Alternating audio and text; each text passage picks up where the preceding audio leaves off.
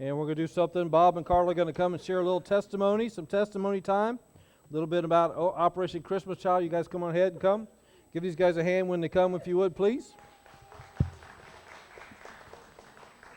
Tell us a little bit about how they got to be with Operation Christmas Child and so on and so forth. Amen. Welcome. Well, thank you. Good morning, church. Good morning. We are excited to be here to partner. We're so glad that you guys are partnering with us with Operation Christmas Child. And we're just people like you. We live over near Pittsfield, and we've been volunteering with Samaritan's Purse and Operation Christmas Child for about 19 years now. And Wow. it's just exciting to see what God has done. And the worship time this morning was great. And some of the songs that we've sang, as I was thinking about just how great God is and indescribable. And That's right. that's one word that I would use to describe this ministry of Operation Christmas Child. It's an arm of Samaritan's Purse, and been delivering shoe boxes for I don't know how many years now, all over the world and over 100 countries. And not only the United States is a sending country, but there are 6 or 7 other countries that send shoe boxes around the world.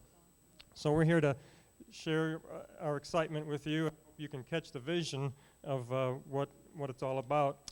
And got my notes here. I'm sorry. No. Okay. Thank you. That's what I was looking for. Yeah. So, why are we passionate about Operation Christmas Child and collecting shoe boxes? Well, it's an opportunity to share the gospel with some children around the world that have never received a gift, and that's the main goal of Operation Christmas Child, is to get a shoe box into the hand of a child.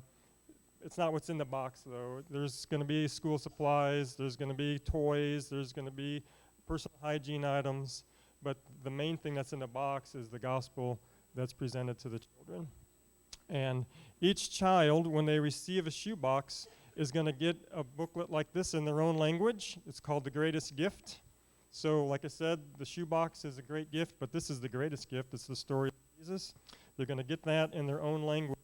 And then also, they're going to have the opportunity to go through a discipleship program called The Greatest Journey.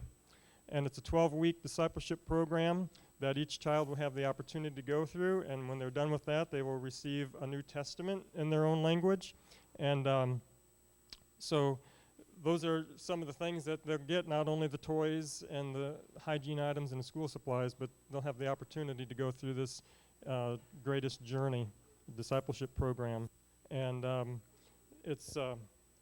the discipleship course is offered to show children how to know Christ and to share him with others. And then, like Pastor Marty said, one shoebox isn't going to touch just that one child. It could touch, they estimate, from 7 to 10 people. So this year, they're estimating to send 11 million shoeboxes. So what's 11 million times 10? It's a gob and a bunch of opportunities of being able to share the gospel. So we're excited. Locally, like I said, we're super excited for this local church to be a drop-off center. There are 10 drop-off centers in our area, which goes from Ashland, Illinois. Does anybody know where Ashland, Illinois is? Over near Springfield. Down to Whitehall, Illinois, which is south of Springfield a little ways. All the way from there over to Bowling Green and Hannibal and Palmyra and Quincy. There's 10 locations in that probably 60 or 70 mile radius of Pittsfield. And so we're estimating to receive 17,000 shoe boxes. They're going to come to places like this church here. People will drop off shoe boxes. That's what we're looking at, is about 17,000 shoe boxes to be added to those 11 million. So we're excited about that. But as our involvement with Operation Christmas Child has grown over the years, it's just been exciting to see the different levels and layers of the ministry. You know, when we first got involved, I thought, packing a shoebox, it's a nice thing to do. It's going to give a kid a gift. And just from there, just to see what God has done is unbelievable and indescribable. And so we just have been able to go to what they call a processing center, where they'll go through every shoebox. There's 7 or 8 or 10 processing centers in the country, in a big warehouse. We've had the opportunity to go there in the past, to go through the boxes, and you can see tens of thousands of shoe boxes go through there in a day's time. And just the amount of prayer that is involved in this ministry as well is unbelievable. As you're working with hundreds and hundreds of people in the process center, they'll stop every so often, and everybody lays hands on a box and will pray. Probably about every 15 to 30 minutes that happens.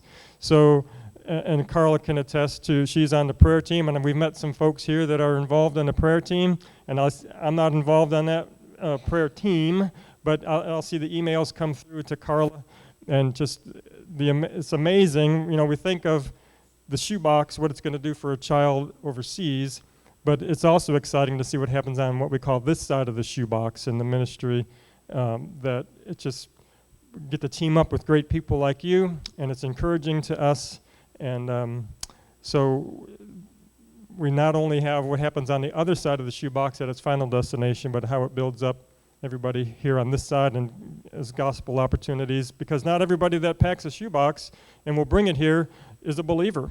And it's an opportunity for your church to reach out to somebody that doesn't know about Jesus. They've heard about giving a shoebox, maybe, and they think that's a good humanitarian thing to do, but they have will have the opportunity to Jesus through that. So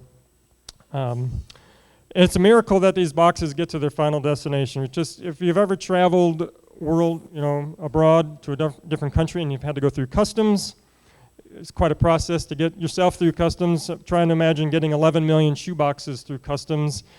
So obviously it's God's hand is in it, and it's a miracle that these boxes get through even to what we call unrestricted areas, or restricted areas, I guess it would be restricted areas.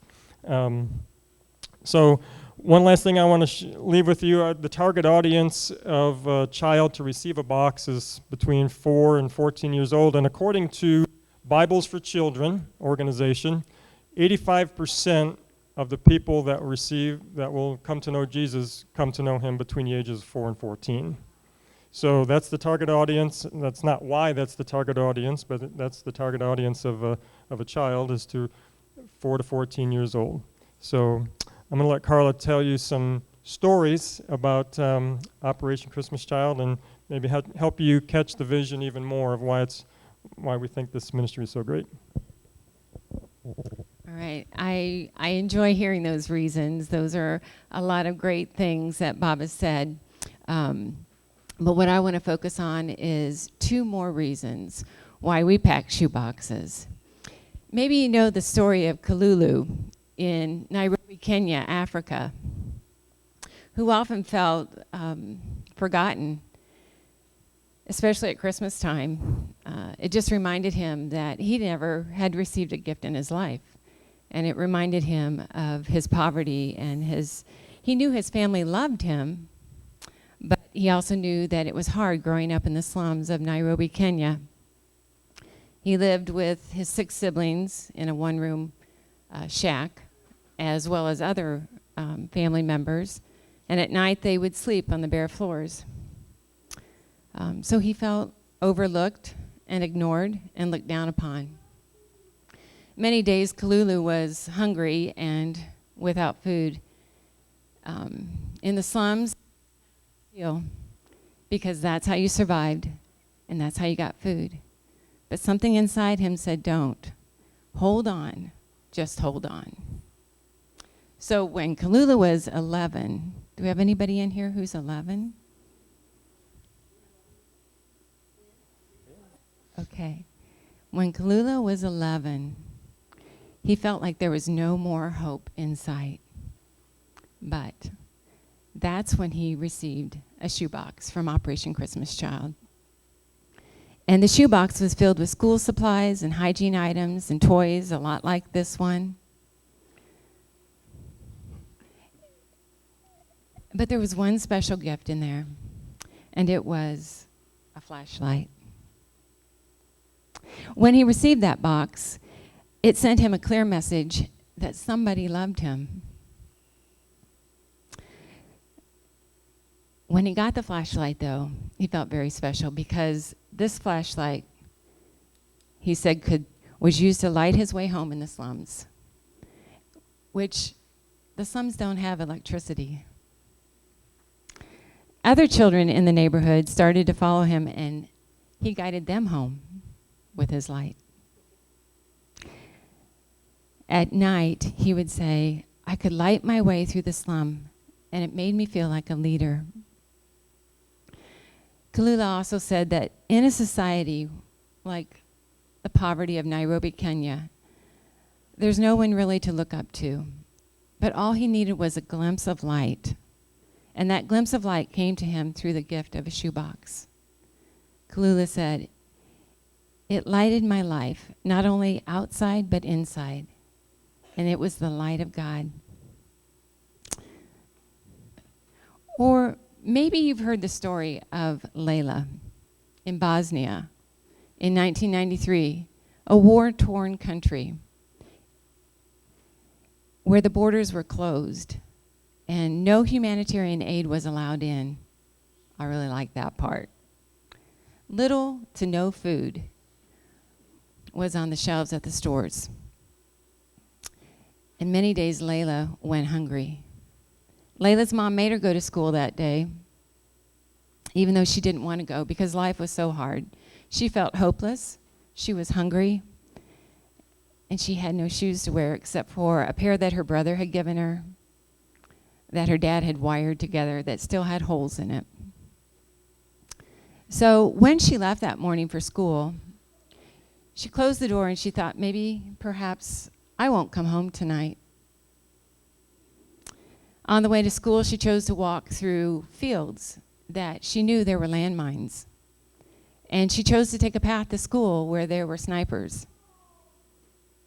But about an hour later, she got to school and she noticed there was something different going on at school. She noticed that some people were handing out shoeboxes. But she thought, I don't want a shoebox. I don't have anything to put in a box. So she kind of stood against the wall, and someone that was handing out boxes noticed her and said, come get a box. And so she did. She went and got a box. And she realized when the man handed her the box, there was actually something in the box. It wasn't empty. So she thought, well, I'm going to go downstairs in the basement of the school, and I'm going to open my box when there's no one else around. She wanted to keep it safe. So when she went downstairs, she opened her box. And in her box, and I don't have a pair today, but she had a pair of shoes. And out of all the children that received a box at her school that day, she was the only one that got a pair of shoes. The only one. That day, she knew that someone loved her. She went back to the man that gave her the box, and she said, where did this box come from? And he started telling her about Jesus. And he read the greatest gift to her, or the greatest story of Jesus coming, and how much he loved her, and how much he was willing to die for her. And that day, through a simple shoebox gift, she understood the love of Jesus. And she gave her life to Jesus that day. These are just a couple stories. There are literally millions of stories that God has written. There's been 143 million shoeboxes delivered since 1993. That's probably at least 143 million stories that God has written. Because people like you are willing to pack a shoebox. Now, there's nothing incredibly special about this shoebox or the gifts inside. This will get dirty and probably all the stuff will fall out and things will break and soap will get used up and crayons will get broken. I mean, there's nothing special about this box. But when a child receives a box, they understand that someone cared enough for them to pack a box, to send them a gift, and then they understand the story of Jesus. So these boxes open the door to their hearts so that they can see the love of Jesus. So we're asking you, when you pack a box, pray for the children that will receive these boxes. These simple boxes, these simple gifts can impact not just a child, but a family, because they take their greatest gift story home and read it to their family. We've heard that it impacts a community, churches are raised up, and it can even change a country. Now, this shoebox doesn't do that. But the power of Jesus goes before these shoeboxes. The Holy Spirit goes before these boxes and prepares the heart of a child. And that's why we need to pray. And those, Kalula and Layla, are just 2 reasons why we pack shoeboxes. Thank you guys for packing and partnering with us with Operation Christmas Child.